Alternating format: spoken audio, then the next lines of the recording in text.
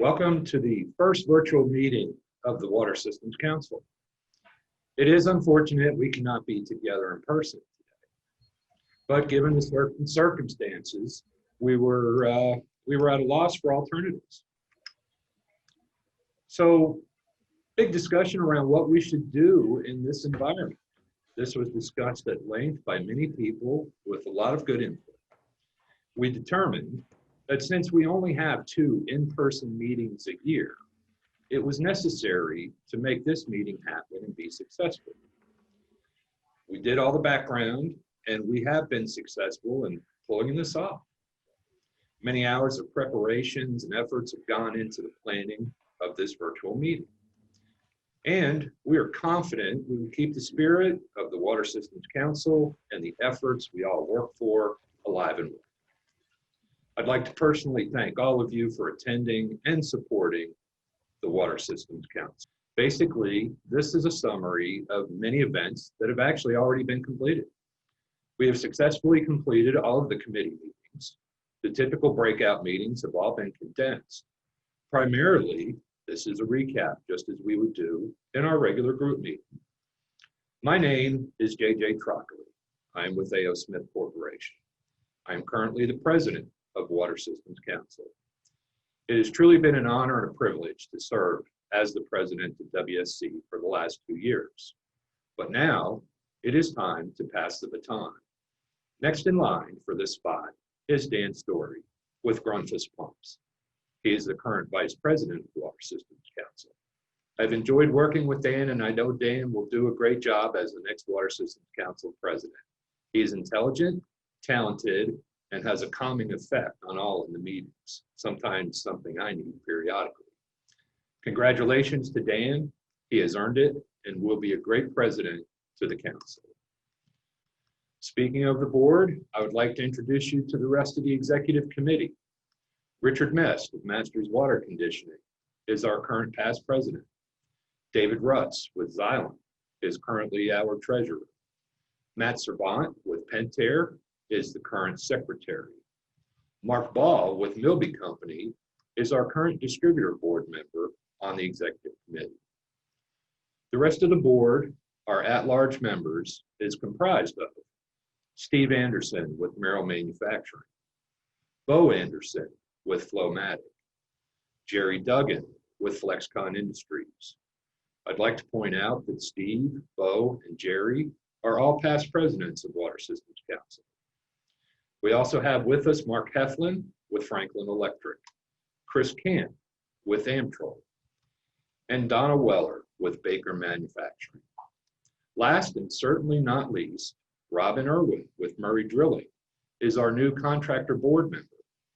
I'd like to thank each and every one of you for allowing me the opportunity to be your association president. We also have some new members. The few new Water Systems Council members we have, I'd like to welcome them. One, a new individual member, is Stephen Easters, who works with Culligan in Mulberry, Florida. 2 new contractor members, both from New Mexico, Puncher Supply, Santa Cruz, New Mexico, and Experiential Laboratories, Novi, New Mexico. But let's talk about the real heart and soul of this organization. Margaret Martens, our executive director. We were truly blessed to find Margaret when we did in June of 2010. She came in with a can-do attitude and took what I would call a barely living association and brought new life to it. She is a great asset to the Water Systems Council and the WaterWalk Trust. Along her side is Aaron Kaufman, who also started in June of 2010. Aaron is really Johnny on the spot. With outstanding organizational skills as well as great negotiation skills, I am truly lucky to be surrounded by so much talent, and I greatly respect these fine ladies as well as the other board members. In summation, enjoy and gain knowledge, and I look forward to seeing each and every one of you in person in DC next spring. I will now turn the meeting over to our Executive Director, Ms. Margaret Martens. Welcome, Water Systems Council members and guests. Little did we know that our spring meeting, the first week of March, would be the last time we would have an opportunity to meet in person for some time. It was a successful meeting, 58 Hill visits advocating for the water rail industry. But when we returned home, we found things were shutting down. Water Systems Council decided to be focusing on what we can do for our members during this challenging time. On March 30th, our first COVID email was sent announcing water well professionals had been deemed essential workers. Emails over the next few months included information on Small Business Association loans, the Paycheck Protection Program, and the CARES Act. We also created a resources page with links to federal resources that we shared with our membership. Also, normally, our legal advisor, Jesse Richardson, and I would be speaking at trade shows throughout the country in 2020. In 2019, Jesse did a very successful presentation on family business succession planning at the Jubilee. We then created a publication that contained this vital information that we plan to share with everyone in 2020. Since that was not possible, we decided to do webinars.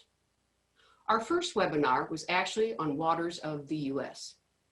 It covered the Supreme Court Maui versus Hawaii wildlife case. Water Systems Council and NGWA filed an amicus brief. At issue was whether the release of contaminants into groundwater, which eventually made its way to navigable waters, requires a National Pollution Discharge Elimination Systems permit. Given the possible ramifications for the groundwater industry, we filed the joint brief, arguing in part that states are regulating and are the appropriate regulators of groundwater. Then we held our 4-part series on family business succession planning, hosted by Jesse.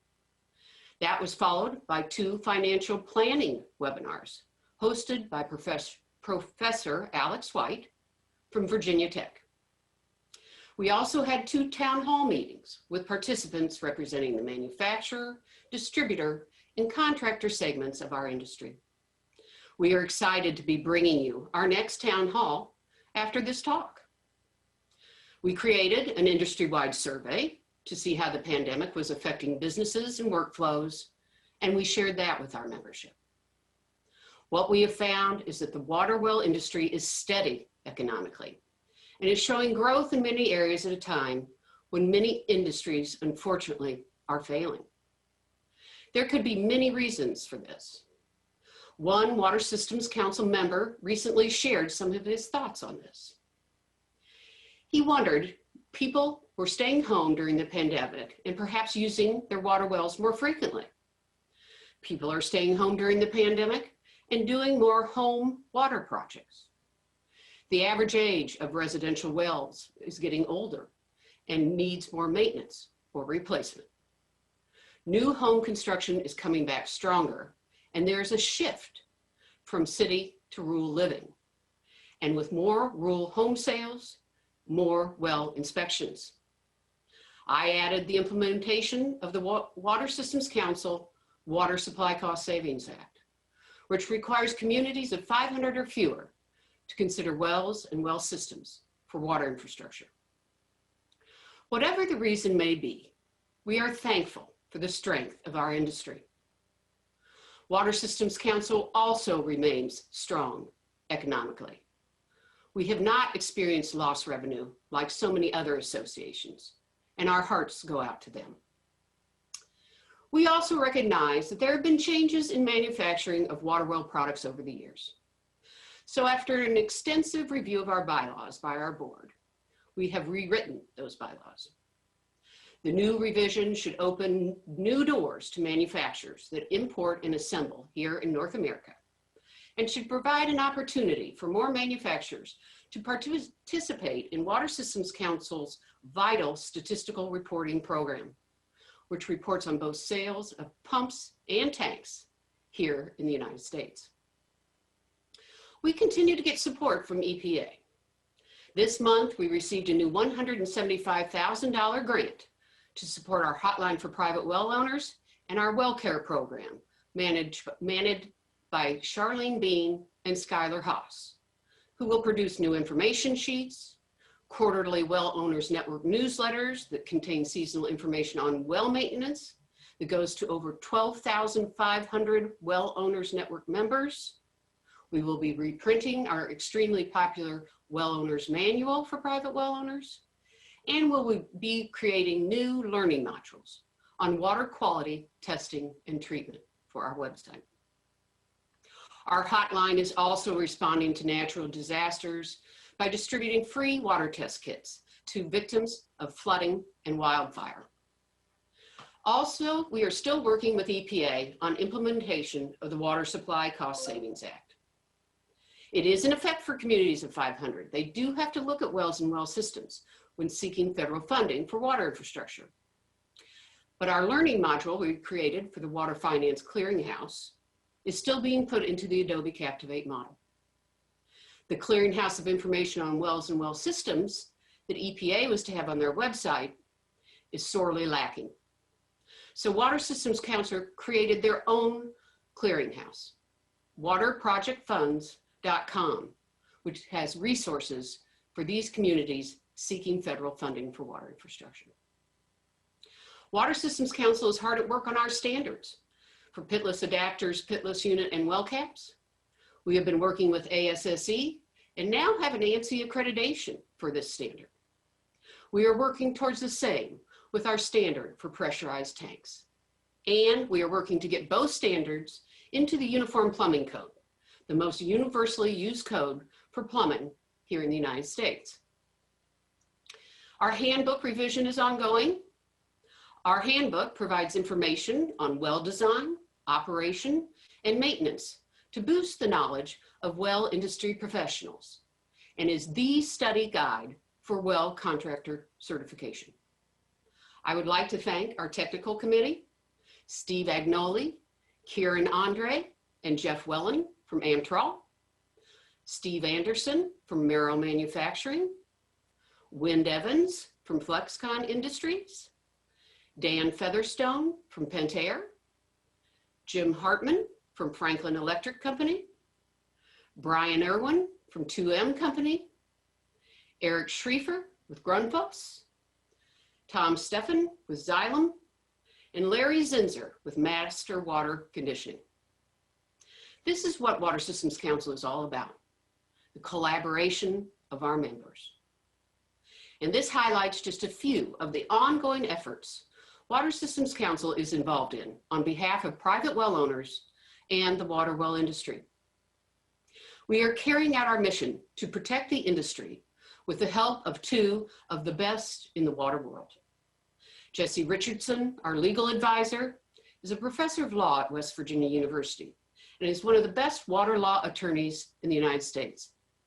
Jeff Moore, our government affairs liaison, has over 30 years of water policy work in Washington, D.C. You will be hearing from both of them shortly. I want to thank my board, who leaves any competition at the door and comes together for the betterment of the water well industry. Know that Water Systems Council is here to promote, protect, and defend the water well industry. You have a voice. Now, let's hear what's going on from the manufacturer, distributor, and contractor segments of our industry on today's town hall.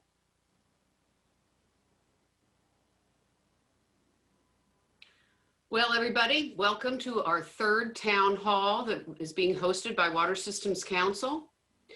Today, we have with us Dan Story, Vice President of Groundwater and Irrigation for Grundfos, Jerry Duggan, Vice President of Sales and Marketing with Flexcon Industries, Pat O'Hanlon, VP Western Region, Blake Equipment, Brian Arnett, VP and GM at Austin Pump and Supply Company, and Scott Burrows, Vice President at Mathers and Sons Pump. So, first of all, just a little housekeeping. If you have questions for our panel, please enter them into the chat box. So, gentlemen, we have talked twice during the pandemic. We checked in with you in early May to see what things had changed for your company after the shutdown, and in late June, when attempts were being made to open back up. So, how do things stand now for your companies operation-wise? Are you still working remotely? What about your sales teams and manufacturing facilities, your workers in the field? Dan? Yeah, thanks, Margaret. So I really was racking my brain trying to come up with what's new since we talked in June. And honestly, I can't think of anything.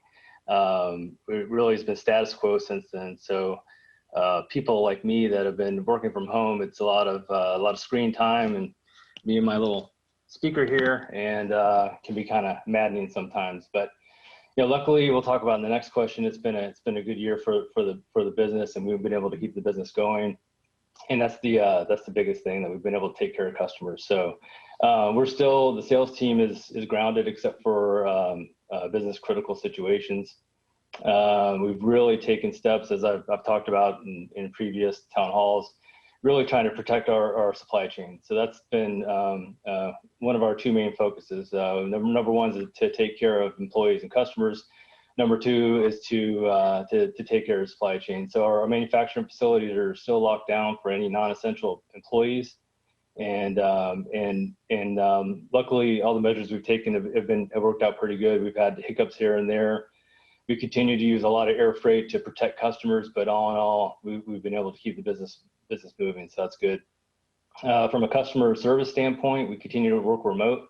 That's worked really well for us, and we've stayed really productive doing that. We meet on a weekly basis as a leadership team to talk about what's new in regards to COVID and the business. A lot of weeks there's nothing new to talk about, but we meet every week and we communicate to the organization, and just try to do whatever we can, whether it's with employees or customers, just to communicate as much as possible during this time. We've currently we've said we're not going to travel until the end of the year, and personally, I could see where that might get extended into 2021. Right. Okay. Thank you, Dan. Jerry, what about FlexCon? Well, I mean, much the same as Dan. I will say that, Massachusetts was on the leading edge. If you remember back in the spring, a lot of COVID deaths and a lot of cases, and Massachusetts, I think, has been one of the stricter states in the country in terms of lockdowns in stage 1, 2, 3, 4. In fact, I think we're probably still in stage 3 here. So I think for us, they did a really good job of managing it. FlexCon as a company, we worked quite, strong throughout that. As we said back in May, all of our folks were grounded and nobody was traveling anywhere. But we have certainly relaxed that over the summer, and a number of my sales team are out seeing customers, visiting with contractors and distributors alike. So that's changed a little bit. For me personally, we're a small company based here in Massachusetts, and I live here. Typically I'm in the office every day when I'm not on the road. That has certainly changed. I've begun to go in a little bit more, but still working I finally got the corner office. It's just in my house. So on that side of it, it's been quite a change, but we're beginning to get back to a little bit of normal, although I will say that we're starting to see a little uptick here in Massachusetts. So that's a little bit concerning for everybody. Our production, customer service teams, work remotely, customer service work remotely, and then we're back in the office, which is where we are today. And our production team has worked tirelessly to meet the demand. We're going to talk about it later, but there's been a tremendous demand for our products this year, and they've worked tremendously. Our sales team put a lot of pressure on operations and production, and they produced flawlessly. So we're really pleased about that. Great. Okay. Pat, how are things at Blake? Good, now that I'm unmuted. Yeah, it's been touched on a little bit by Jerry. In the Northeast market, where Blake primarily covers, with New York City and those areas. Certainly we saw it hard and heavy at the beginning with the pandemic. So, we were probably more cautious than a lot of companies and even some of the other distributors and OEMs in our area of keeping our folks off the road and in remote status. And really even coming back to that slower than most of the other people in that market. So we did late summer start to allow our outside sales force out on the road, more of a measured approach. So they're not fully on the road, and it's more on a customer need basis, on-site type visits, more semi-proactive, semi-reactionary, I would say. In regards to most of our executive team and management, upper management is still working remote. We're also, we'll talk a little bit later what we'll see after the pandemic and hiring folks for support positions, because we've done that. We have anybody that we really can continue to work remote in a support position or technical support. We still have that. You'll walk into a lot of our offices and there's not a lot of people in some of those offices where, the positions that you can't, your drivers, your warehouse, folks like that, certainly they're all back. And as we'll touch on later, more than we had when the pandemic started because of business. Okay, thank you. Ryan, how are things at Austin Pump? Austin Pump's doing great. We were lucky we were never forced to work remotely entirely. We did pull our sales staff off, but put them back in the road in May. We're operating in person at full capacity at all of our locations. My sales teams are in the field, and meetings are scheduled to accommodate customers' requirements and their comfortability level. We're not doing any cold calls at this point. Just that's not, wouldn't be smart, I don't think.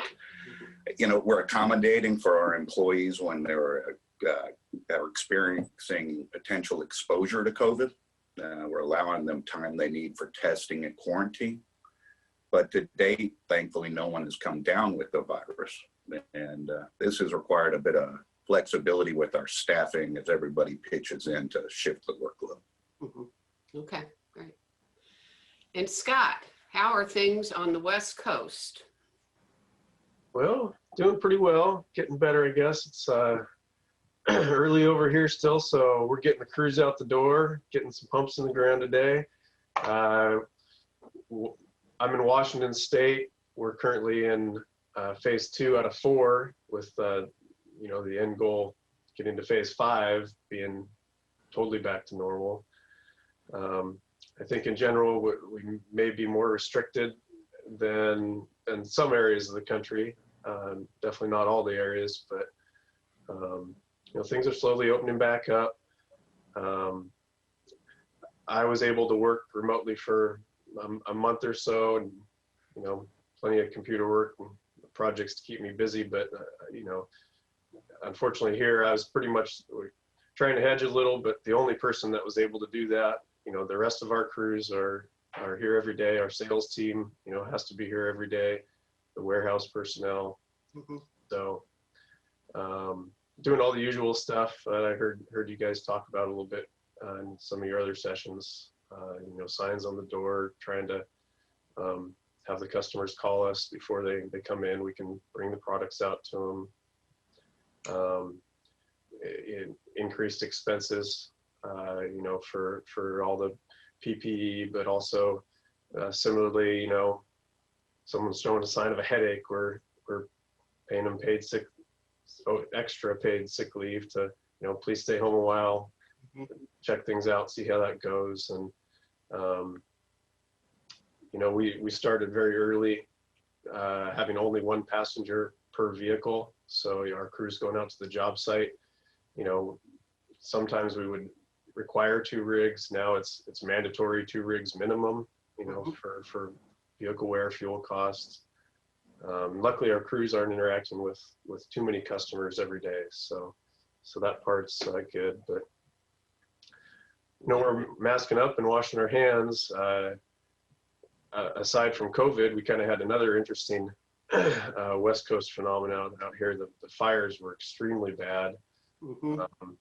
and this was the most I'd ever seen them in Washington State. That actually affected our crews also. You know, the masks became dual purpose. So we did have some people staying home. The smoke was so bad, even down in the valleys, and you know, a lot of indoor retail shops were closing for the day and stuff. It was the most I'd ever experienced. The fires being that close to home. We, you know, had new people evacuating, new people that lost lake cabins. I understand there was a Southern Oregon pump company that burnt down. I believe it was Green Valley, so that was a shame. Yeah. So yeah, aside from all that stuff, we're on the maybe more typical business side. I'm afraid we're from COVID or all the other factors, we're seeing product shortages or delays. Sort of across the board at this point. We got 4-inch pumps, pressure switches, pressure tanks, galvanized and PVC drop pipe, pitless adapters. So it seems to be phasing in and out, but is you know, troublesome. We're increasing stock dramatically and trying to stay ahead of that, because you know, a $5 item over here stops the whole show, and customer might not get water that day, or running crews standing around with time, and you know, running them 2-hour trip to go get a part. So it's not too good. Along with the shortages, we're starting to see some of the pricing increasing too, trying to stay on top of that. And of course, with January coming, I'm sure there'll be more down the road. We are starting to get some vendor calls. They're still few and far between, but it's good to see people. So that's nice. Our municipal customers are mostly seem to be working from home, and I think that's slowed some of their projects down.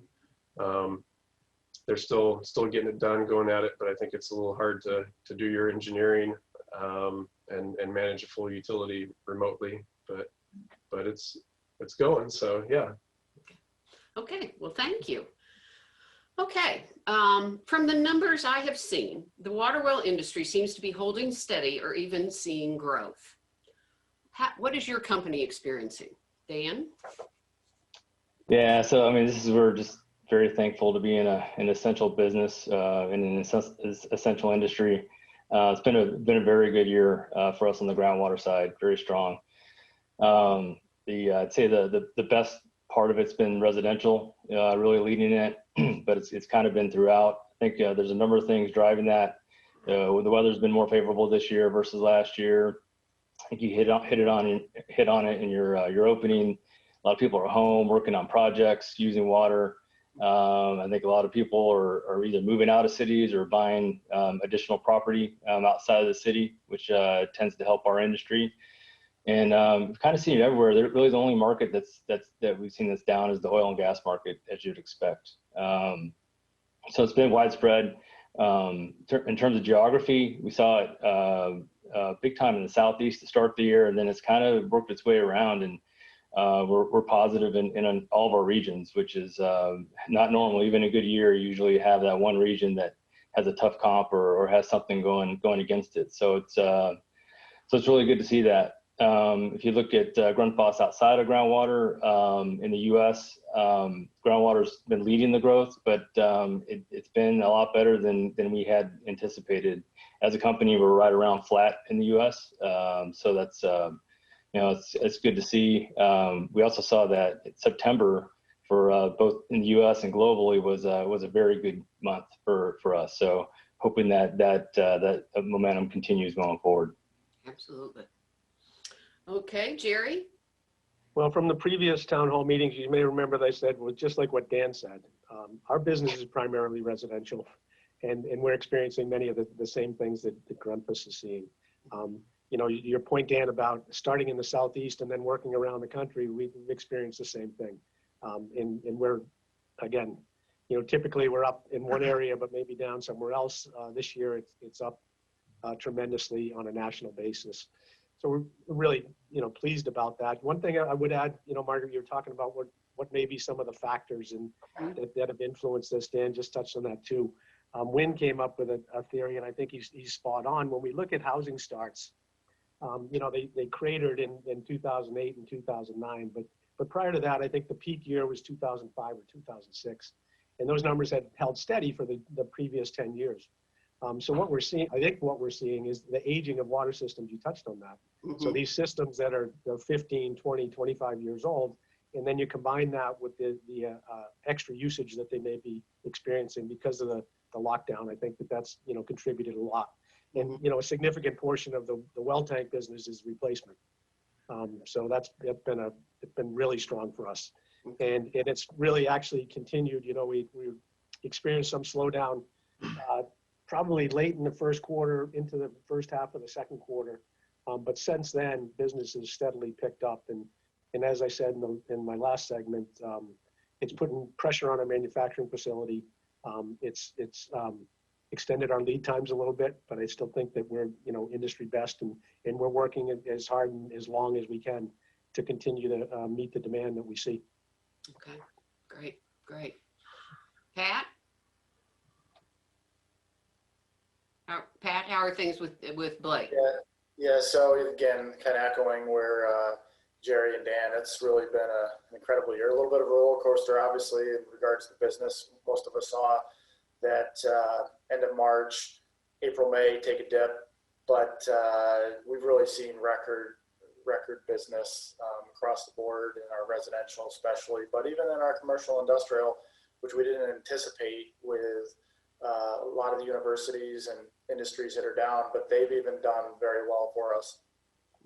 You know, obviously the challenges, as Scott mentioned, you know, for us, the manufacturers, right now it's about, you know, lead times, and, you know, there's been, whether it be COVID related with manufacturers having issues with personnel, or whether it be for, you know, further down supply chain with PVC, with the resins and the storms and the Gulf. It's been across the board. That's been a challenge.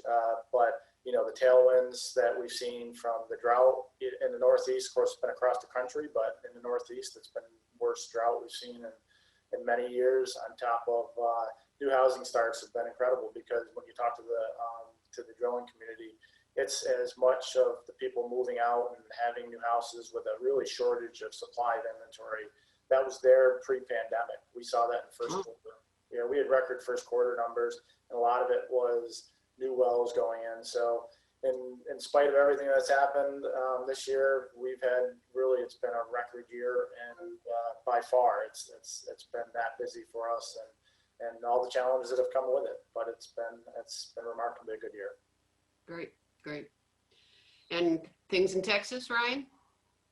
I know in a previous panel discussion, you did say that you guys didn't really shut down that much during the You know, we weren't really forced to shut down that much. Business throughout the year, numbers have held steady, even increased. We're up. It's great. Market segments that were down, oil and gas, stuff like that, have been offset by residential and other markets we play in. Our biggest issue right now is navigating supply chain issues. We're seeing COVID-related delays from most of our suppliers to different degrees, different overlapping factors. You know, is it a delay at a port, just shipping shortages, freight trucks? All this compounded with increased demand is really created a new challenge for us over the last quarter. A lot of my time right now is spent directed towards sourcing product and shifting existing inventories, finding solutions that we can access to take care of our customers and our problems. Okay. And Scott, I'm sure, like you mentioned, with all the wildfires, there's got to be wells that have been you know, impacted by those also. So I would assume you're quite busy as well.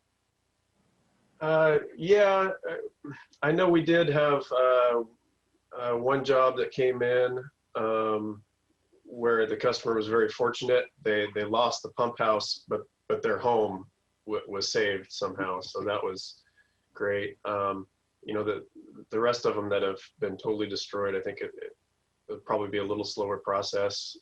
But yeah, hopefully there'll be some of that work coming down the road. And You know, all those pump cycles, extra people being home, we're talking about, very possibly made a difference. Our fiscal year end actually just finished on September 30th. So we had a record year. We were up 20%. It was great. Wow. We're very, very thankful for that. We were able to implement a 401k for the first time. So that was a kind of a hard decision in the midst of all the COVID stuff. But again, things were strong enough and we got it done. We're still currently seeing a very nice backlog, especially the commercial work. But you know, this time of year, the rain has finally come and put those fires out, and it starts shifting pretty quickly. So, you know, that the commercial work will keep us busy for a while, but on the residential side of things, particularly, that it's going to start dropping off in a hurry around here, and that backlog it's amazing how fast it can shrink sometimes too. You know, the local drillers still have a backlog. But you know, it's going to start getting hard for them to get into jobs, get their rigs into the sites. Deer season, I'm going deer hunting this weekend. So, you know, a lot of the industrial and contracting customers, they're going to start being gone in the woods, and things are just going to get a little quieter in the holiday seasons the next few months. But it was a great year all in all. And so despite everything, just feel pretty fortunate for, Yes. despite 2020, I guess. Yeah, absolutely. I'm glad to hear what I'm hearing from all of you. Yeah, a lot of our younger personnel were, you know, had a 2-3 years, and now they had another year under their belt, and you know, that made a big difference for us. Kind of one more year where they knew a lot more what they were doing and were able to step up a little bit too and help get things done. So Okay, great. I have one more quick question for you guys. Once we are on the other side of the pandemic, what changes do you see remaining in place in your day-to-day operations? Dan? So I took my first flight since February, a couple weeks ago, and it was the cleanest plane that I've ever been on. So I'm really hoping that stays after the pandemic. But yeah, I think the first thing that I'm sure everybody's going to point to is just online, and not just online meetings, but the collaboration. We use Teams, and it's been really interesting to see. There's a lot of people.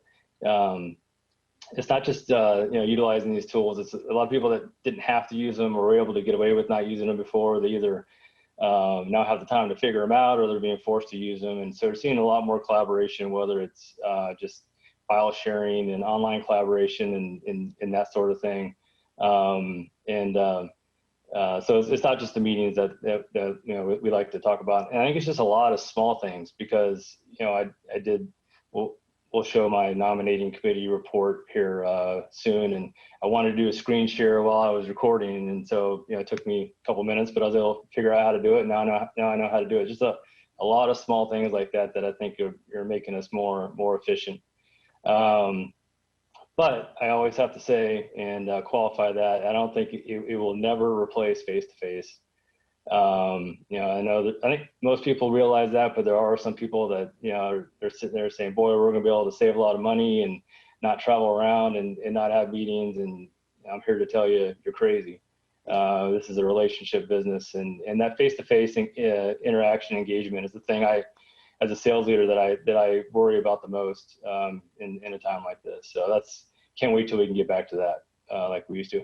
The other thing I point to is our customer service center is working remote. It's really worked out pretty well, and we've actually seen some increases in productivity. And you talk to the people that are doing it, they're largely happy doing it. That being said, they do miss the collaboration that you get in the office. So you know, it's not like I think we're going to move away from brick and mortar customer service centers and go all remote. And I think that's important, because that's where you get a lot of the, not just, you know, morale, but, you know, innovation and that sort of thing. And but I could see us being more flexible with those schedules, and maybe X number of days you're working from home and X number of days you're working, in the office and stuff like that. Okay. Jerry, Yeah, again, same thing. I'll let you go first next time. No, I like it like this. He's not going to be our next president. He's not going to be our next president after all. But I think that, just again to echo some of the things that Dan said, the recognition I think that we all now have that there's a capability of working remotely. I think to again touch on what Dan said, the thing that can be missed by not having that team collaboration in a physical building is the company culture. And I know certainly from our sales team's perspective, typically, we would be together, maybe not the whole group, but half of the group is at one trade show, the Jubilee, for instance, and another place there's a different group of guys, and that's missed. I mean, because these are all social guys, right? And if they're in sales, they're social people, so that's missed. And again, to follow Dan, it is a relationship business, and particularly for a manufacturer like us. So we miss that, and I will say I don't think that things are going to change for a while yet. I mean, I think we're looking at quite a long time in this position. So we'll keep doing it that way. And in terms of our operations and manufacturing, I couldn't really speak to that, but they seem to have worked their way through this crisis without really missing a beat. So. Okay. And Pat? All right, so I'm going first next time because these two echo a lot of what they've got to say, because it is true. There will be some things that we've gained out of this, that in those support roles, we've been now going outside of our Northeast footprint to look at talent. So we've just, for example, hired a high-level technical support person from our North Carolina to support us that we wouldn't have thought about doing in the past. So it's forced us to look at other avenues, which long-term we'll continue to do that because they're capable of doing that remotely. In regard, the one challenge we've had as good of a year as it's been, and I don't know who mentioned it earlier, it might have been Ryan he said cold calling, but just in general, new business development's been extremely difficult for us. And as good a year that we've had, it's been a lot of organic and vertical growth and not on new customer, because that's been a challenge for many of our sales folks of figuring out how to do that digitally or remotely. Now we've had a couple that are very good digitally, and they've had a little bit of success, but that's a challenge for all of us to figure out how to do that, because it's very difficult to make up for face-to-face when growing that new business. So that's something for us to figure out. And I agree with Jerry. I don't see this changing much, if at all, in 2021. I don't until there's a vaccine or a therapeutic drug. What's different? I don't think there is anything different. So until that happens, I think it's going to be more of 2020 going forward. Okay, Ryan, your thoughts? Look, I agree with everything the guys have said prior to this. In addition to that, look, I think I'm going to be left with a better understanding of how necessary it is for us to be flexible in our day-to-day business. A lot of times we take the approach of it's not broke, don't fix it, right? And this COVID has forced us to evaluate all of our procedures with a different perspective and a different goal in mind that we never considered previous to this. And I think just in the future, we're going to be a little bit more open to different perspectives and different goals, and refining some stuff that we do in different ways.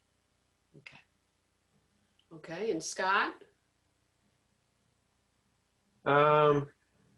Yeah, moving forward, I mean, it's still a little scary out there, because you just worry that, as a small company, something could happen here and we could all be gone for 2 weeks or longer anytime. And,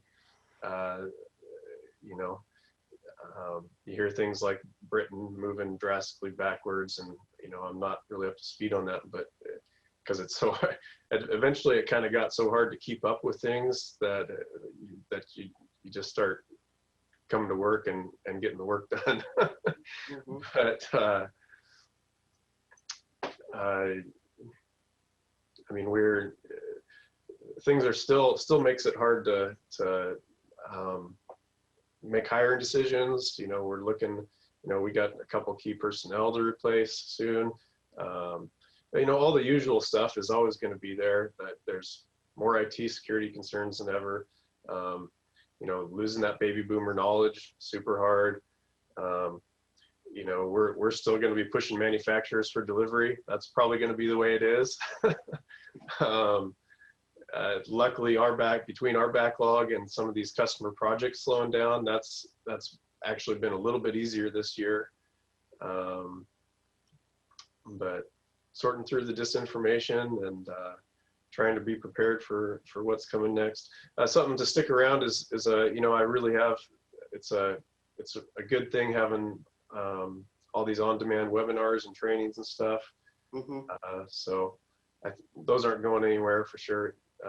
Just accelerating the trends, but having some of that information available, you know, you couldn't have gotten it before. So True. Yeah. Okay, well, thank you, everybody. I really appreciate catching up and hearing what is going on currently in our industry. Again, as I said in my talk, I think things are strong and steady, and I'm thankful that our industry is where it is at this time. I wanted just a couple of things. I also wanted to let our viewers know that after this town hall, we're going to have a report from our government affairs director, Jeff Moore, and then we'll go into a interview that Jeff and I did with our champion, Senator Boozman. Then Jesse Richardson will be giving a presentation on legal issues that are facing the industry right now. We'll go into our committee reports. There's about 10 committee reports, and it'll be great if you can stick around and listen to those, because it gives you an idea of a lot of the different things that Water Systems Council is involved in. And then at the end, I do have a special presentation I hope you'll stick around for. So understand, Water Systems Council represents the entire spectrum of the industry. You know, distributors, manufacturers, contractors, sales representatives, and we will continue to work to promote and protect that industry. So thank you, everyone. Hello from Washington, D.C. Crazy times here in D.C. and across the country with COVID. I wanted to walk through with you today sort of where we are on the Water Systems Council's legislative priorities, policy priorities, and how this will come together in the next couple months and over the next year as far as pursuing our priorities and seeing real movement. Because it's on everyone's mind, I want to talk first about the presidential election and what that can mean for funding for rural drinking water and you know, our interest in having wells and well systems be a major part of drinking water infrastructure funding. The good news is there continues to be broad bipartisan support for rural drinking water funding. We've seen that throughout the years, over the years. You know, you're going to hear a little later here from Senator Boozman, and he will reiterate that in his discussion with us. There is, you know, an economic downturn that's been associated with COVID. It has had some actual positive impacts for us in that, you know, many people are looking to have a second home or moving to out of urban areas, and individual wells and well systems are a big part of that effort. We've also seen, unfortunately, higher levels of unemployment, which means that early next year, we're probably looking at a very large infrastructure / jobs bill. It will not matter which president we have, Trump or Biden. That is going to be a top priority to put people back to work through something that's bipartisan. And, you know, that's something that I expect to see signed into law before Memorial Day of 2021. And Chairman DeFazio of the House Transportation and Infrastructure Committee stated yesterday that he expected a Biden administration to begin moving that large infrastructure package, which would include drinking water and rural drinking water funding, as soon as February of 2021. It's worth noting that the Moving Forward Act, which was passed by the House of Representatives, Democratic bill with very little Republican support, but it included $25 billion in new money for drinking water infrastructure. Three pieces of legislation I would also like to highlight: the Water Resources Development Act, the Farm Bill, and individual drinking water bills that are out there. First, on the Water Resources Development Act, it was approved by the House T&I Committee unanimously. It was approved by the House of Representatives. A comparable bill was passed out of the Senate Environment and Public Works Committee unanimously. There is work going on that bill. Historically, that bill has included some drinking water infrastructure funding. It's in that bill that we got the Water Supply Cost Savings Act, and where we also got the Water Infrastructure Now Act, the WIFIA funding. So, you know, senators believe that bill, potentially with some drinking water funding, could come up during the lame duck after the election. Farm Bill, obviously rural water programs through USDA are critical to helping rural America and helping us sell more pumps in rural America. Our friend, who we're going to hear from, Senator Boozman, is in line to be either the chairman of the Senate Ag Committee or the ranking Republican, depending if the Senate flips. I'm confident, based on conversations with him, that we will continue to be a top priority for his. And in the next Farm Bill, we will look to expand resources to help people in rural America use wells and well systems to meet their drinking water needs. Final thing I kind of want to talk about is the larger drinking water funding world. You know, there's going to be talk about PFAS, which is a regulatory issue that is in some ways existential to us. We need people to have faith in their drinking water. We can't have them scared of using their drinking water.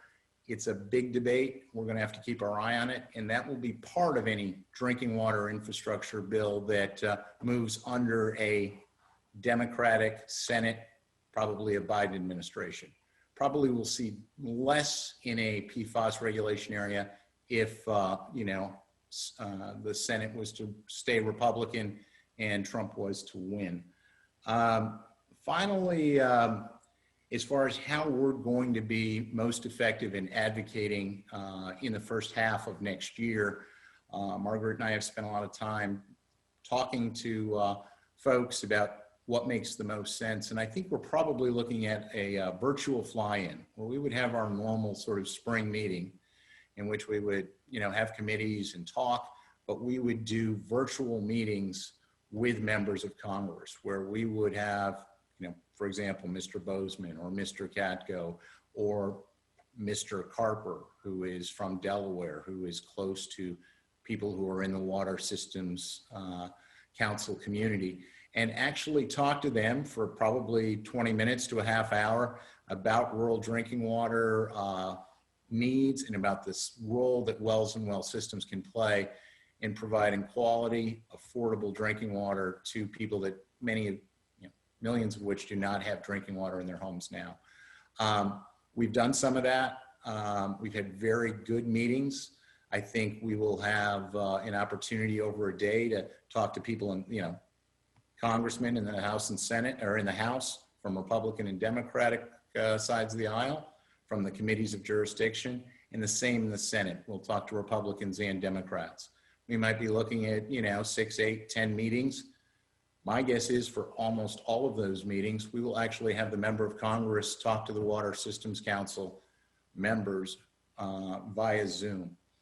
We'll probably want to do this fairly early in next year, probably in March, as we look to weigh in on a large infrastructure package that's moving forward and carry that message forward. With that, I think that, you know, for our issues, things are very, very bright here. We have one of the few areas that, again, has broad bipartisan support, which is water infrastructure investment, and we're well positioned. We've got good relationships in the House and the Senate with the players that will be moving a large infrastructure bill in the first months of 2021. And again, I think because of the unemployment situation, need to jumpstart the economy. Members on both sides have indicated that a large infrastructure bill / jobs bill will be moving next year, and we should be part of it. So stay tuned. I'm now going to turn it over to Senator Boozman to tell you his perspective on where legislation is headed and how we can most effectively carry our message on the value of wells and well systems and pumps and to his colleagues in the Senate. Thank you. Well, Senator Boozman, thank you first for joining us to remind the people of the Water Systems Council just what a critical player you are to us. You know, a senior member of the Senate Appropriations Committee, a senior member of the Environment and Public Works Committee in the Senate, and also a senior member of the Ag Committee and perhaps future chairman, we hope. You know, really the Water Systems Council could not have had a better friend over the last decade than you in the Senate. You know, in the Water Resources Development Act of 2018, you were critical with your Water Infrastructure Investment Now Act, and were able to get that in the final WRDA package, which included WIFIA funding for the Safe Drinking Water Act. Back in 2016, you worked with the Water Systems Council to ensure that we had funding for wells and well systems, that for the first time in the Safe Drinking Water Act, if a small community was looking to do a water project, they had to look at wells and well systems as part of a cost-effective solution. And then obviously you've helped educate your colleagues in the Senate about rural drinking water. I'm reminded of your experience with Senator Booker, who had no idea that there were Americans who didn't have drinking water in their houses. And you having Mike Frazee, who's one of the people that you and Margaret worked with to bring drinking water to their house, was eye-opening to a lot of members of the Environment and Public Works Committee, and he was an Arkansan, and really appreciate you bringing that to the fore. I'm going to turn it over here to Margaret to talk about sort of where we're at now and ask some questions about hopefully maybe a big infrastructure bill early next year that'll include rural drinking water as a component. So with that, I want to give you a chance first, though, to talk about what's going on in the Senate and where you hope we can go on continuing the effort to bring drinking water to rural America. Well, thank you very much. And it's always so great to be with you guys. The Water Systems Council certainly works tirelessly to bring a clean water supply to Arkansas families. And I've so enjoyed getting to know everybody and again, working very, very closely. In fact, one of the things I'm most proud of is you know, as you bring water to individuals and things, property values go up, inconvenience. You wouldn't think, you all would think, you all know, but the idea of people hauling water in this day and age in America is something we just don't understand. As you mentioned with Senator Booker, you know, not understanding that. Right. So we're working hard to educate people. That's a big thing of what we're doing. You mentioned the Frazee family. You all were so great in helping bring him to our attention, that family, and then again, stepping in and doing a great job. So as a result, you know, this isn't world peace, but it certainly made a big difference for that family. And that's really what this is all about. So we appreciate you guys very, very much. In 2017, working on the public subcommittee on fisheries, water, wildlife. As you mentioned, you know, he came, shared his family's struggle. So these are just great things and things that we're very proud of. So we want to continue bipartisan support. These are things, you know, It doesn't matter who's on the other end of not having good drinking water systems, whether they're Democrats or Republicans or whatever. This is all about helping people, and that's really what we're all called to do in our own ways. And so, again, I just appreciate the great job that everyone working together can actually make a big difference and bring clean, reliable drinking water to people's homes. I hope to become the chair of the Senate Ag Committee. I don't want to be the ranking member. I want to be the chair. And we'll know how all that works out pretty soon. But we've certainly always been very, very supportive of USDA's rural development programs. People don't realize the huge role that USDA plays in those sort of things. And so we're going to continue that. And, you know, if I have anything to do about it with it, and I think I will, working with our members on both sides, making sure that we fully fund the vitally important drinking water project. So again, you've got my commitment that we will certainly continue to do that as we go on. So I will be glad to visit with any easy questions that you've got from me. But like I said, thanks again. Well, thanks again for all you guys do.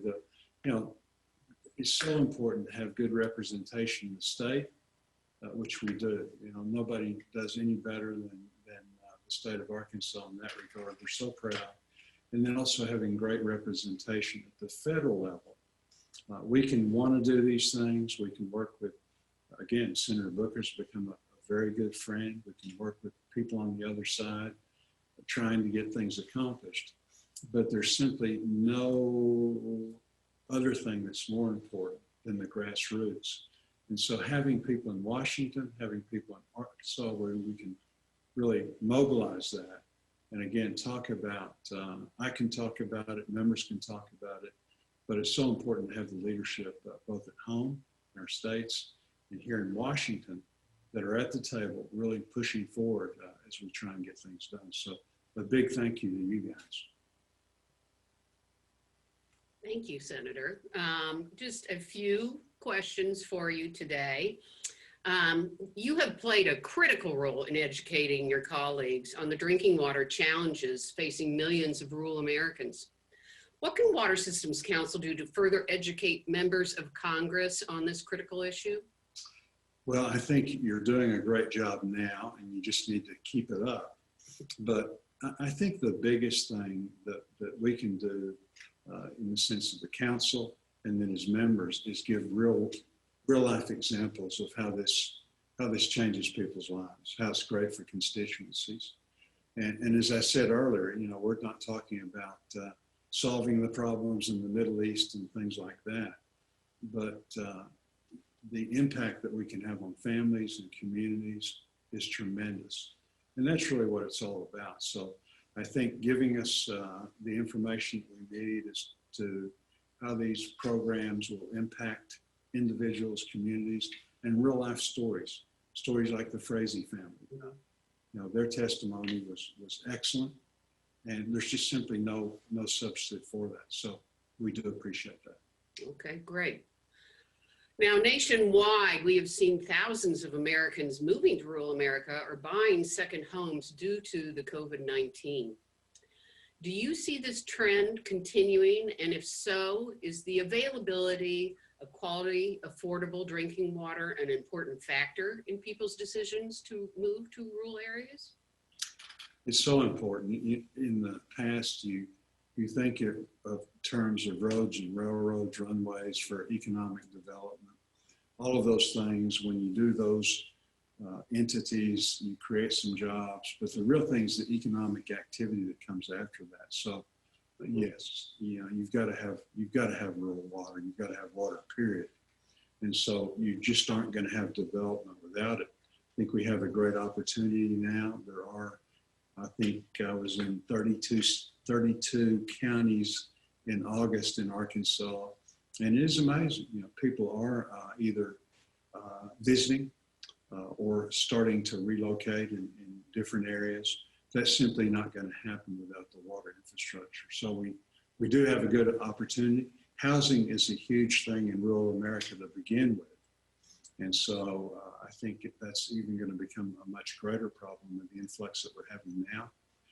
The other thing is people are looking for outdoor activities. They're in these areas for a business to develop, whatever entity to support the increased tourism, the increased people getting into the outdoors. You've got to have that infrastructure, and water is right at the top of the list. So it is truly very, very important. Okay. Okay. Now, do you believe the bipartisan support that investment in rural drinking water has enjoyed in recent years will be impacted by the presidential and/or the congressional elections? I don't think that there'll be a big impact in drinking water and infrastructure with the presidential election. Certainly, this is something that President Trump has touted. We were able to do a lot during the Obama administration during this, regarding this. The two people that were the great movers on the Environment and Public Works when Senator Inhofe was in control, and then a ranking member with Senator Boxer, were those two.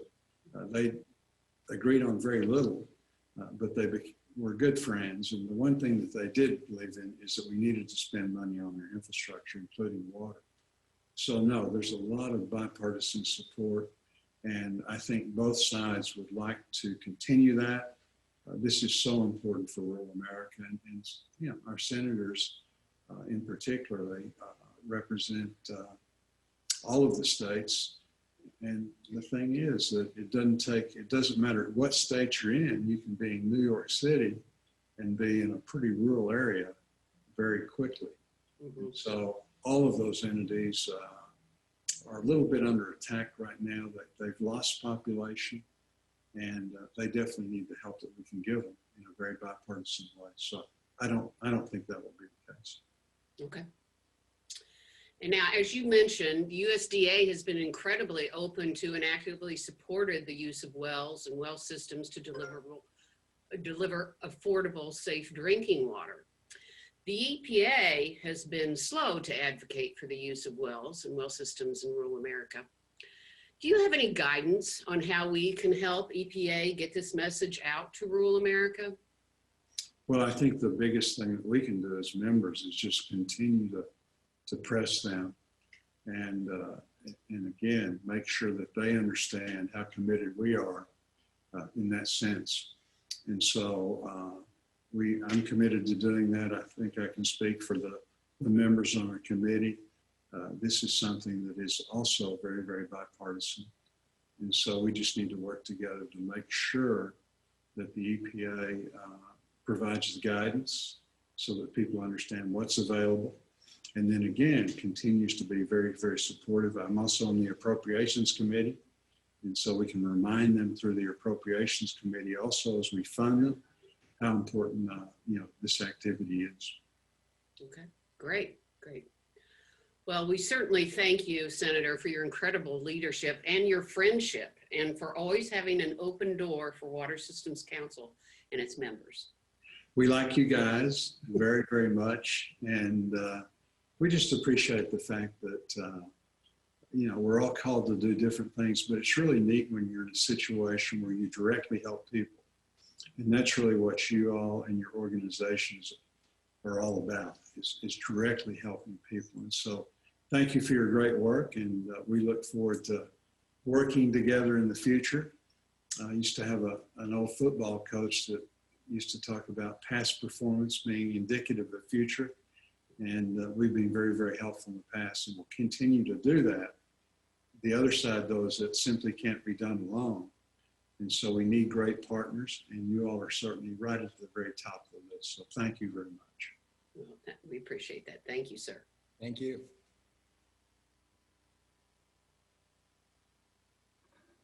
Well, thank you for letting me speak at this fall meeting. Definitely a unique situation for all of us. I have the wigwam in the background where we're supposed to be, so I can pretend like I'm in Arizona. I'm going to go through what's happening nationally, what's happening in the East, and what's happening in the West I'm going to do that pretty quickly today. So first, let's look at the first slide, which talks about the 4 issues that are happening nationally in water issues. Waters of the United States remains a big issue, and I think it's going to be in flux for quite a while now. I think for the groundwater industry, we have good news and we have bad news. The good news is that both the rule that President Obama formulated, and which was subsequently repealed and replaced by the rule that President Trump's administration put forth, both of those rules exclude groundwater from the definition of waters of the United States. I think the bad news is that there are a few court cases that seem to indicate that groundwater is still in play. And the next point also gets to some related bad news. Even though the Trump administration and the Obama administration excluded groundwater as waters of the United States, the case that Margaret talked about earlier, Maui County versus the Hawaii Wildlife Fund, which Water Systems Council and the National Groundwater Association filed an amicus brief in, that case looked at whether contaminants that are placed on the ground in some way go through the groundwater and eventually make it to navigable waters if that falls under the regulatory purview of the Clean Water Act. And the court, in their final decision, kind of cut the baby in half, came up with a test that is very unclear. But essentially the court said, yes, some discharges to groundwater that make it to navigable waters may need an MPDES permit. Therefore, there's a lot of uncertainty. And it could be a way that we could have groundwater be waters of the United States through the back door. I think septic systems are particularly at risk here, and I think we're going to see a lot of litigation to try to figure out exactly what the court meant here. One more comment on waters of the United States and this groundwater as a conduit. I think the upcoming presidential election will have ramifications in that regard. If President Trump is reelected, I think that his waters of the United States rule will probably make it through the court system and be approved, likely. If Vice President Biden wins the election, I can foresee then President Biden attempting to change that rule. And so that could be dependent on the election. 2 other issues that continue to be important nationwide: mandatory connection. We're seeing an increase in mandatory connection. We're seeing pressures from various different quarters in that regard. And PFAS. PFAS continues to be an issue that we're going to have to watch out for in the water well industry. The next slide lists some issues that are predominantly impacting the eastern United States. So on that next slide, I talked about in the east, which has kind of been immune from the huge pressure on private water wells that we see in the west, because generally we have more water in the east. But we're seeing increasing regulation of private wells and increasing scrutiny of private wells. We have a drought in the Northeast. We never see that. but we saw a drought in the Northeast several years ago, and we see that now. Connecticut, Virginia, Maryland seem to be at least talking about increasing oversight of domestic water wells. South Carolina, where we went for decades with absolutely no scrutiny of groundwater, has seen a double whammy of sorts. Google has moved a lot of their servers to South Carolina, and those servers use a lot of groundwater to be cooled. And I think that's one reason they went to South Carolina, very little groundwater regulation. Well, that's being looked at now, and that's an issue. In addition, we have some agriculture moving into South Carolina, potatoes. They're using surface water primarily, but there's more pressure for groundwater in that respect as well. Some eastern states are starting to talk about metering of groundwater wells in order to better track how much water those domestic water wells are using. And then we have two state water wars going on in the east, Florida versus Georgia, and Mississippi versus Tennessee. They're both presently in the United States Supreme Court, and they will be argued likely fairly soon, and we should be seeing some results. But overall in the East, more droughts, more pressures, more demands on groundwater, so therefore more regulation, more scrutiny.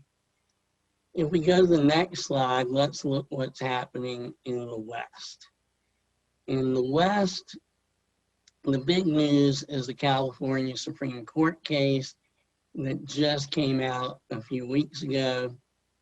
In that case, basically they are saying that domestic water well permits may be subject to the California Environmental Quality Act. We're likely to see increased cost of getting a domestic water well in California, and we're likely to see delays. And as you know, a lot of things start in California and start to spread elsewhere. So I wouldn't be surprised if we see increasing environmental pressures on water wells. Water Systems Council and the Nevada Groundwater Association filed an amicus brief in an exempt well case in Nevada, and exempt wells remain an issue across the West, but particularly in Nevada and Oregon. Also in Nevada, which is kind of the South Carolina of the West, where they weren't really the focus of litigation in the past, now they are. There was a recent case decided by the Nevada Supreme Court that looked at whether groundwater withdrawals were subject to the public trust doctrine. The California court decided that they were, but the Nevada court said no, they are not. So that is likely a good thing for domestic water wells in Nevada. But we're seeing other pressures as well.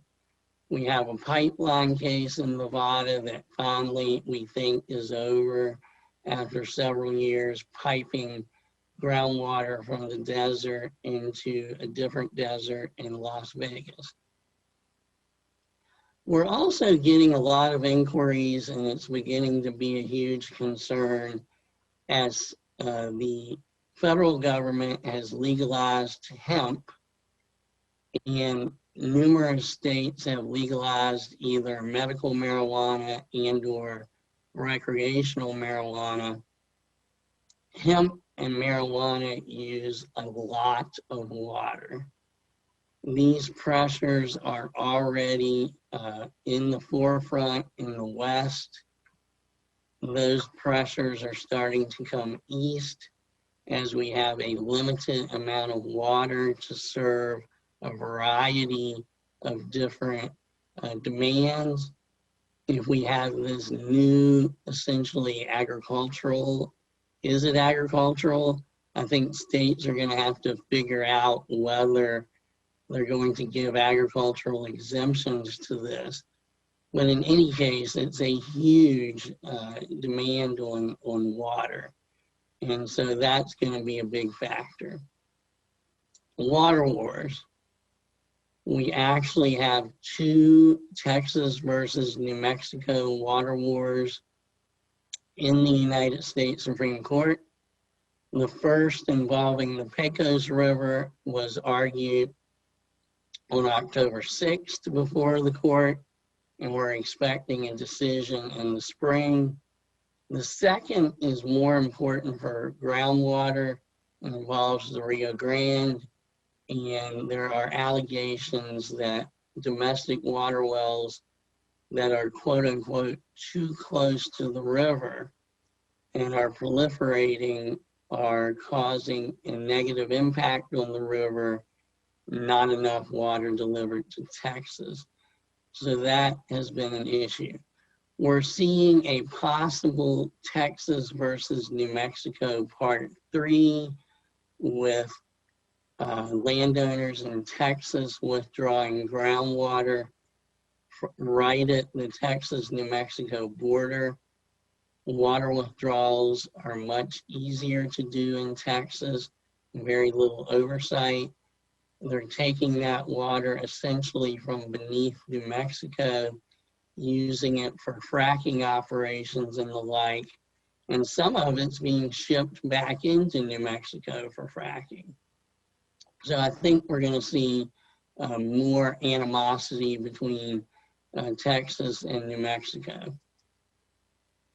So the next slide, I'm concluding by saying that as it has been every time I talk to you all, it looks like I'm going to be fully employed for the rest of my life. We continue to have lots of disputes involving water. It's really important that people in the water well industry, including those of you who are hearing my voice now, in fact, you all are the leaders, and you need to be out there, especially at the state and local level, but also at the national level, lobbying and educating. You need to stay connected and stay up to date to what is happening. As Yogi Berra said, it's not over till it's over. And in water, it's never over. So stay alert to things that are happening. As we have increased drought and less water to go around, we're going to see more regulation and more scrutiny. So stay on top of things. I hope to see you all in person very soon. And if you have anything in your community that's happening with respect to water, please reach out, let me know, let Margaret know, and we'll see if there's anything that we can do to help things. So thank you very much.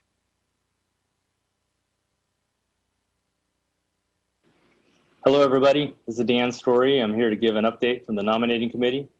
First thing I want to do is thank the committee, which consisted of Richard Mest, who is our outgoing past president, as well as a WQA Hall of Famer. I want to thank Mark Ball from Milvey Company. And of course, I want to thank our staff members who end up doing all the heavy lifting when we have these committees.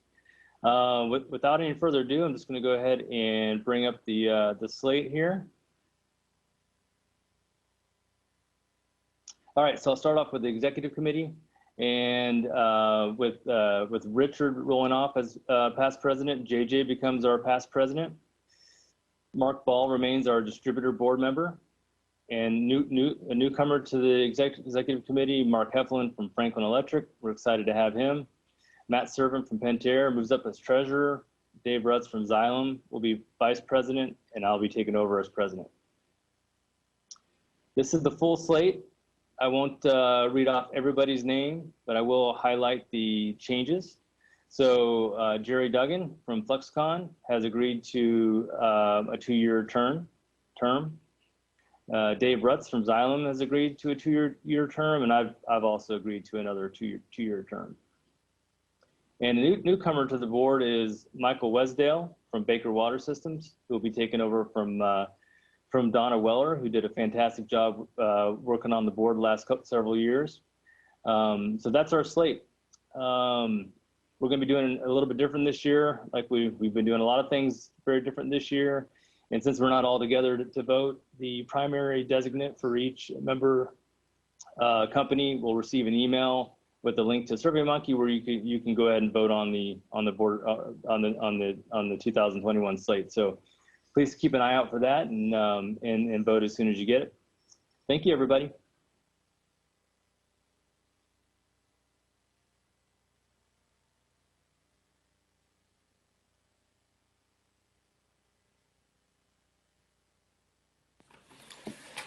Hello, Water System Council members and staff. Tough way to be seeing everybody, but here we go. Here's a quick report on the membership committee meeting that was held on September 28th.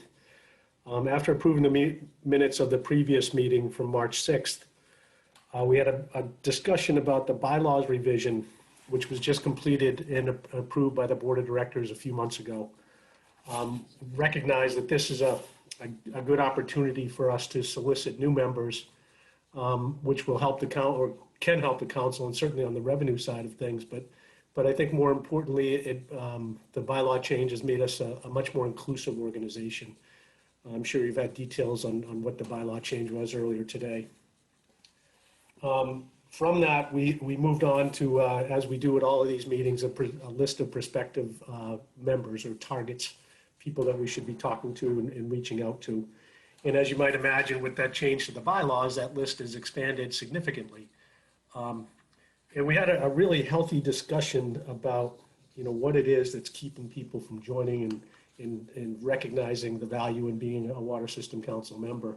One of the things that has happened recently was there was a prospective member packet that Aaron put together, the Membership Advantage package, which we think is a really good recruiting tool. It explains what it is that the council does and how it can be beneficial to people that are in the industry, companies that are in the industry.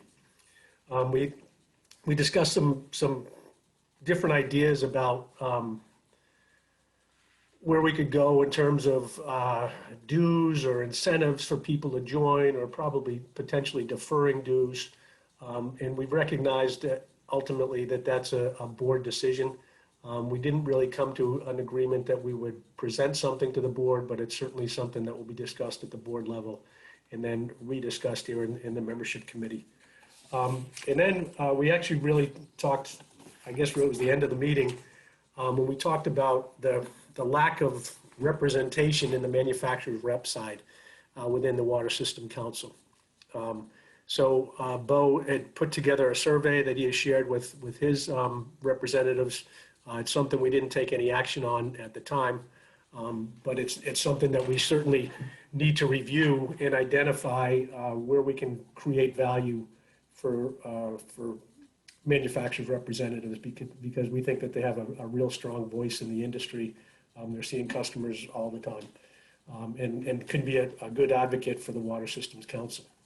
One thing that we all did commit to do, though, however, we recognize that because this meeting this year was virtual, there's no cost to attend. And what we've done is we've invited a number of people from our target list to attend the meeting. Hopefully they did, and can see some of the great things, or many of the great things that we're doing here at the Water System Council.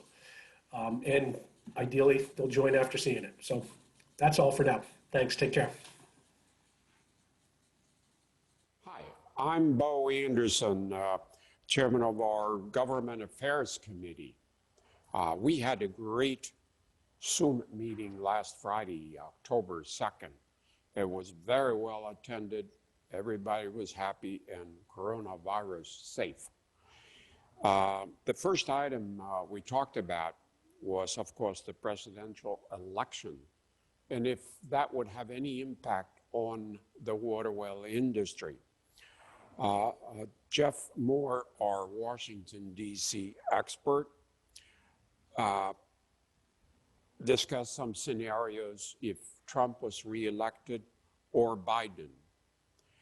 And it's clear that infrastructure money and bills will be presented if he gets elected. But also, if Biden gets elected, we probably have even more money for infrastructure and PFAS regulation and climate, of course, and drinking water health in general. In either case, if we concluded in the group that water is really a non-political issue and money will be there in some form and shape. Number two, upcoming water infrastructure bill. As you know, the Water Well Trust and the Water System Council, we do get some money through the Farm Bill, the USDA, and it looks like the money will be available as it has been in the past.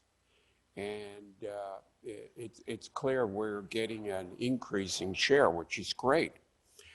More information that will be shared with you during our membership meeting October 15, as Margaret and Jeff had a great video conference meeting with Senator Boozman, who has done such a great job for the council, is a supporter for what we're doing.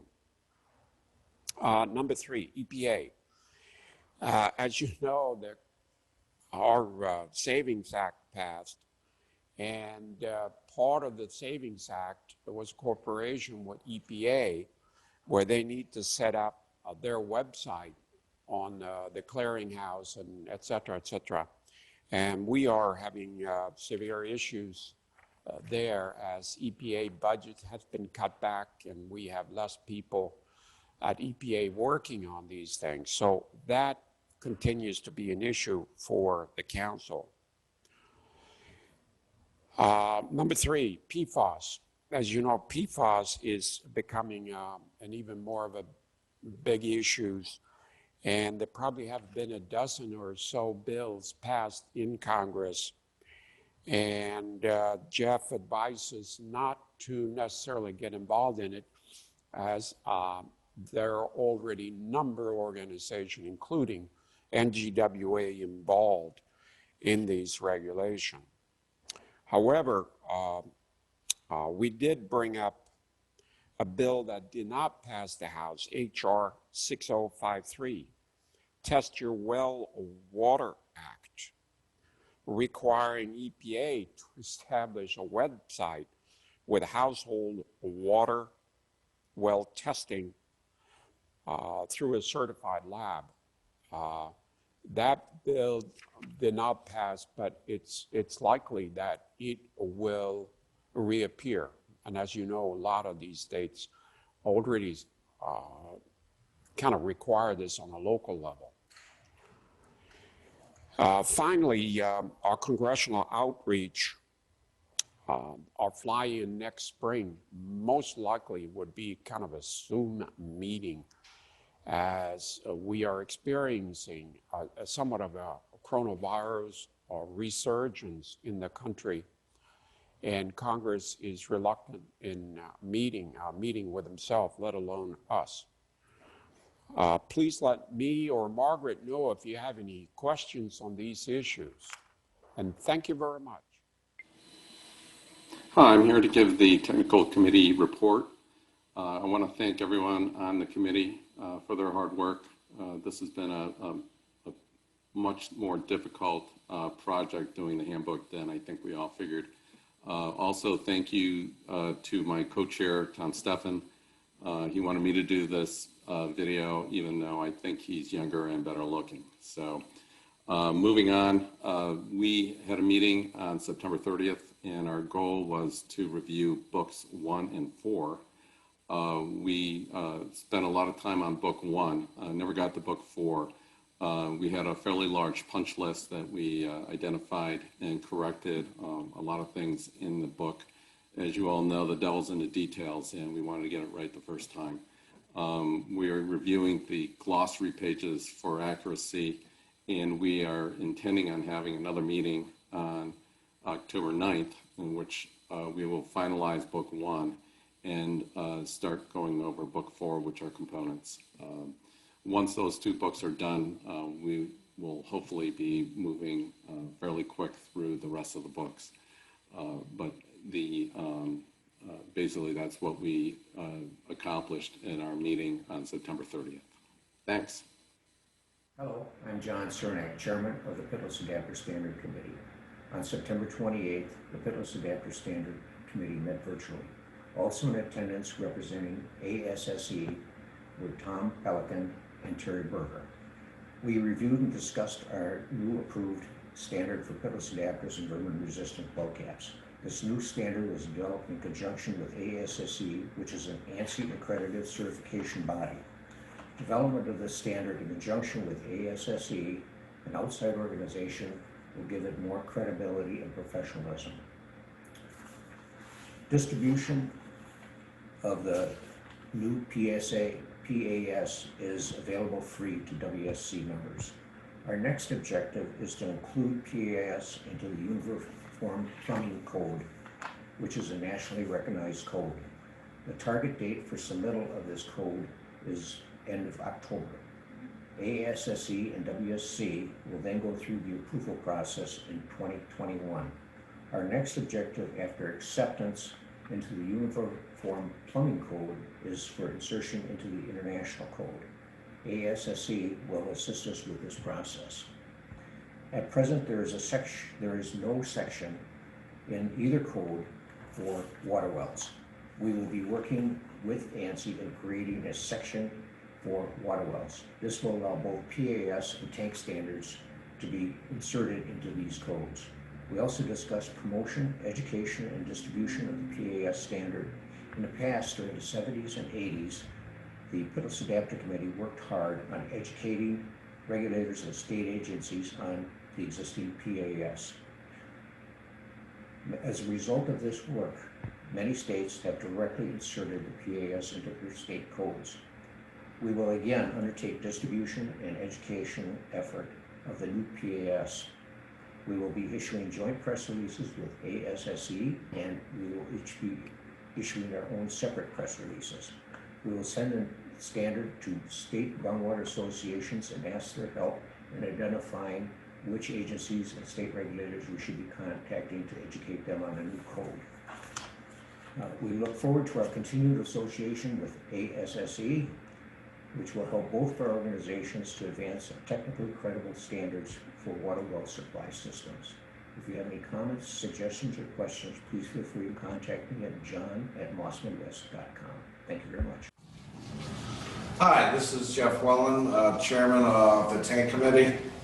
The meeting was called to order. Wynn made a motion to approve the minutes of March 6th, 2020. JJ seconded that motion passed. First item on our agenda here was the ASSE International with Terry Berger and Aaron Kaufman.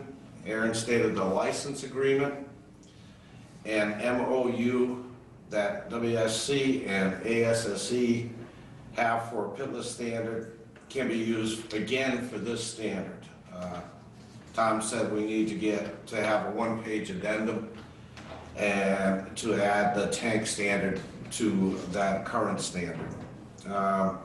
Terry gave a periodic maintenance update. ASSE has the working group together, and the first meeting is scheduled for Monday, October 5th, 2020. A draft from the group will then be sent to the Product Standard Committee, PSC. PSC can make comments and send back to the working group. Going through this process with ANSI have a product initiation number, PIN, your PIN number, which looks for duplication in the standard. The PIN sits for 30 days, then is submitted to ANSI, which has 45 days to work on it. Tom stated we can start work once the PIN is submitted. It was submitted in May. Timing depends on our working group. Aaron asked if we'll be able to apply the uniform plumbing code before the standard is finalized. Terry stated that we have time to get our proposal in. Tom said the ANSI standard is being worked on right now. ASSC will keep an eye on things, and if the standard is not finalized by December, ASSC can submit the existing standard to the uniform plumbing code and submit the revision later. Application deadline is January 3rd, 2021, and Aaron stated the first call with WSC ASSC working group is October 5th, 2020. That's about all we had on ASSC. New business, Wind asked to circle back to special permitting for a 26-inch tank. Who is the right person at DOT to talk with? There was discussion after that about who to talk to at DOT, and that was going to be Margaret will talk with Jeff Moore about getting the ball rolling again with DOT. And that was about all the discussion we had on there. And JJ made it a motion to adjourn. Wynn seconded that motion, meeting adjourned. Hi, this is Mark Ball. We just got done our distributor meeting, and I have to say it was the best one we've ever had. Typically, when we have a meeting, we have maybe 2 distributors or 3 distributors in the meeting. Well, this time we had 8. We had quite a few people on the call, and the participation and the feedback was really, really good. So we're very pleased with our meeting this year. One of the things we talked about were the new reports that are out. We always had the regional report that comes out twice a year. Well, now in 2020, we're getting a quarterly statistical report from the pump manufacturers and from the tank manufacturers. And everyone on the call agreed that this is a really good report that gives us quite a bit of good feedback. And when you combine it with the regional report, we get to really see how we're doing as an individual company in the marketplace. So everybody was really happy, and on behalf of everybody, we thank you for getting us the quarterly reports. Another thing we talked about was how to recruit other distributors. Well, before we did that, we talked about the advantages of being a distributor in WSC, and what we came up with was networking. We get to network with manufacturers that we buy from and other manufacturers that we don't at the meetings, and they're very important people. And we also get to network with each other, and we just felt like that's a very strong and positive thing to go to, and it's a nice thing to be able to do. Also, you get to learn about the industry a little better when you go to WSC, because you get to learn more about the whole country instead of your own little area. But also, we also felt that it's very, very important to promote and defend our industry, and going to DC is one of the things that we do, and we feel like if we don't do that, our industry could go away, and WSC is the best organization for defending wells and well water.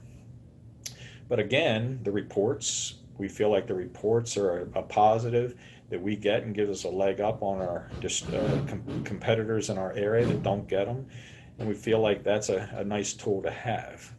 So when we're talking about getting other distributors to become members, we feel like it's probably better for the manufacturers to call on distributors rather than a distributor going to a distributor, and vice versa. We would try to get more manufacturers involved. So we ask that everybody come up with a list of distributors that are not members now and get them to Aaron so that the manufacturers can give them a call. And we also feel like the report is a good tool to talk about when trying to recruit another distributor. We did have one ask And the ask is in the regional report, we get it twice a year, and we get it from the pump manufacturers, and we're also asking that the tank manufacturers participate in that report. But again, thank you, and we had a very good meeting, and hope to see you in a week at our WSC meetings. Thank you.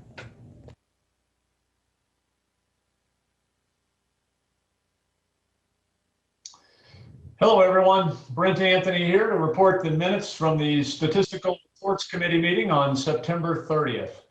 The minutes of the previous meeting were reviewed and approved, and we moved on to new business. First order new business, Aaron Kaufman reviewed the changes in the bylaws as they relate to how companies are defined in the manufacturer category.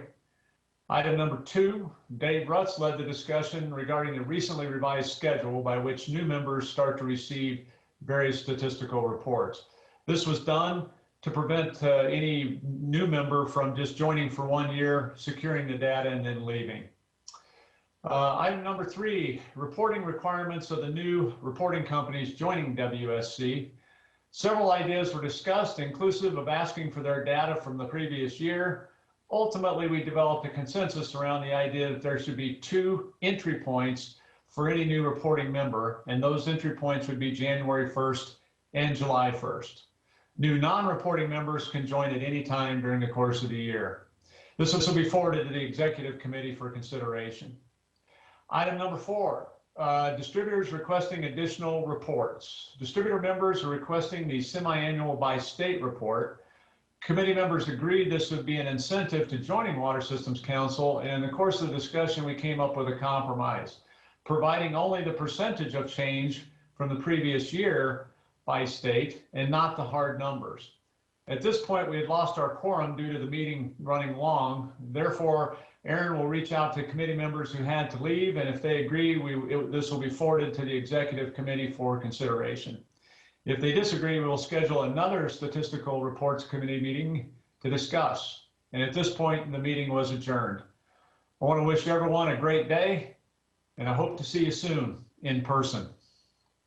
Hi, everyone. I'm going to give an update on the State Association meeting. We had a great turnout. I think at one point I counted that it looked like there were 17 people on the call, which is way more than we've ever had. So that was exciting. We talked about a lot of different things with some webinars. There were suggestions that Jesse do some on updating the legal things that we fight, the mandatory hookup and the laws, and then how to fight those. A lot of talk about PFAS and how to treat it or clean it up. There was some discussion about doing a webinar on algae blooms and injection well issues. And then there was a lot of talk about CEUs. Some states aren't accepting online CEUs. Some are limiting what they allow.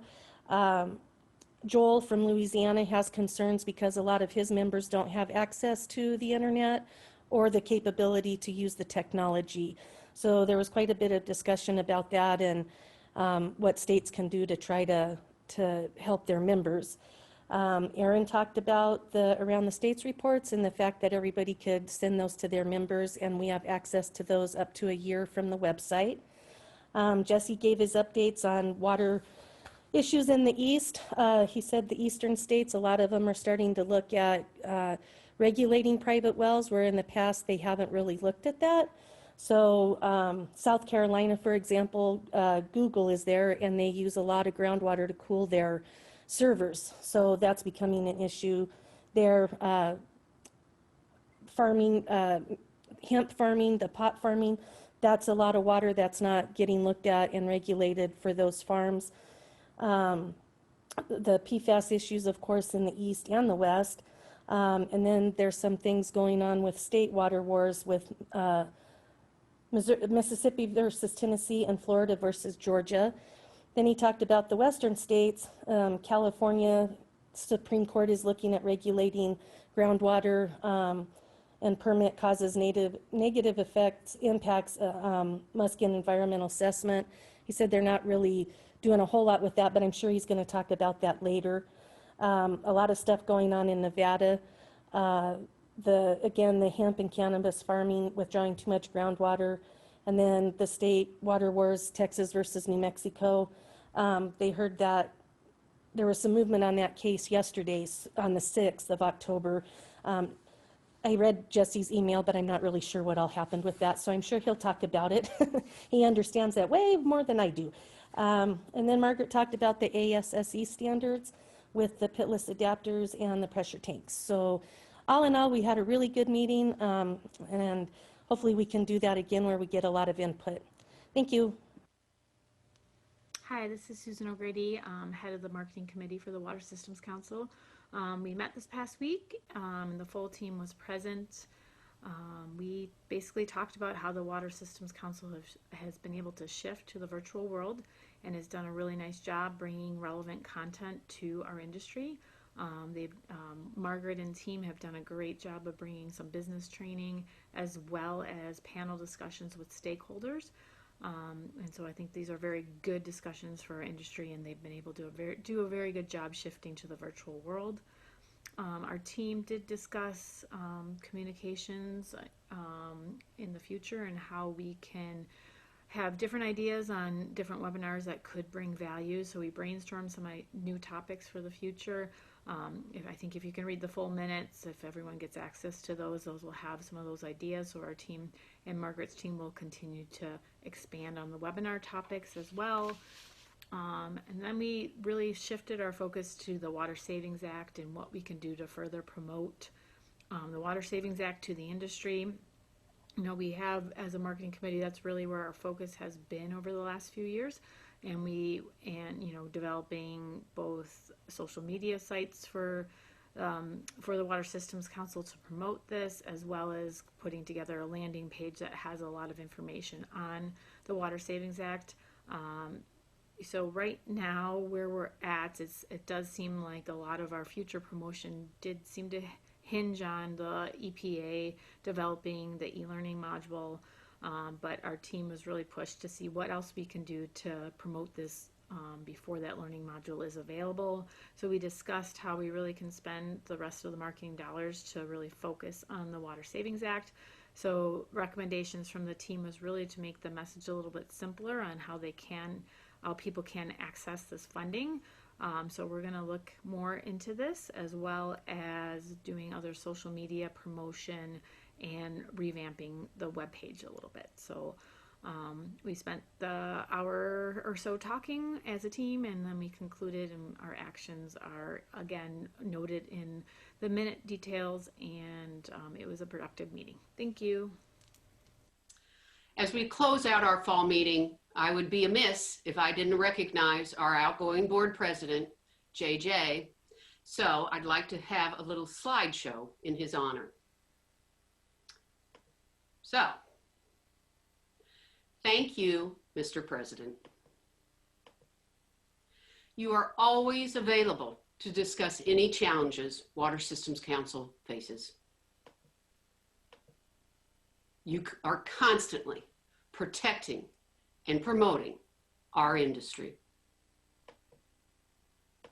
And of course, in the halls of Congress, you are always singing the praises of the water well industry everywhere, making sure we are on solid ground. JJ is not afraid to seek advice from others. And he is a great leader to all. In his retirement from the presidency, he has pledged to still be available from his regular office. And he will continue to work to keep the water well industry from ruin. And so we wish to present JJ with this plaque recognizing his leadership. And as he rides off into the sunset, we say thank you, JJ, for a job very well done. Well, I want to mention one other thing before we close. I would really want to talk about the Water Systems Council nonprofit, the Waterwell Trust. We held our 12th annual fundraising auction last night, again, another virtual event. We had been told perhaps that we would not be able to raise quite the funds that we normally would. We needed at least $100,000 for a match for our new USDA grant that's worth $1 million. And as usual, the water well industry stepped up and we raised $153,351, the most we have ever raised. So thank you for everybody who participated in the auction. Thank you for everyone who's been with us today at the Water Systems Council first virtual fall members meeting. Goodbye and good day.